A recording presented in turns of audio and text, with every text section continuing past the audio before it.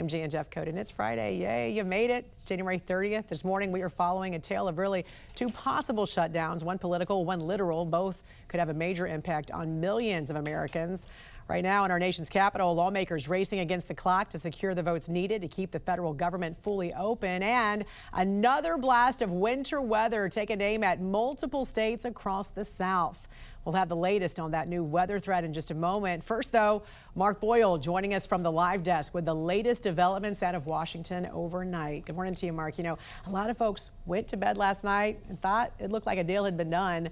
But as of this morning, still no vote, and senators do not meet again until later this morning. What's going on? Well, there's been a few changes overnight while you were sleeping. The Senate did work into the night, close to midnight on Capitol Hill, and everything seemed to be right on track and agreement between the Senate and the White House. However, the night ended without any legislation being pushed through. In fact, some Democrats and a few Republicans blocked passing the bill, saying more negotiation was needed. The president and Senate leaders in both parties have agreed to the framework of a deal. The Senate press gallery posting last night some details saying the Senate just adjourned at 11:16, so just before midnight, and next they'll convene at 11 o'clock this morning. The president spoke about this. He says he's confident this will get done in time. Hopefully we won't have a shutdown.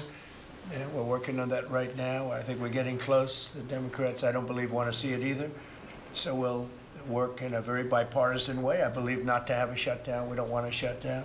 As part of the current deal that's on the table in the Senate, lawmakers would pass a broad government spending bill that would not include funding the money needed, the Department of Homeland Security. Instead, the Senate would pass what's called a stopgap measure for 2 weeks that would fund DHS. And during those 2 weeks, Republicans would renegotiate funding for DHS together with the Democrats to include new changes for how ICE can operate during immigration enforcement.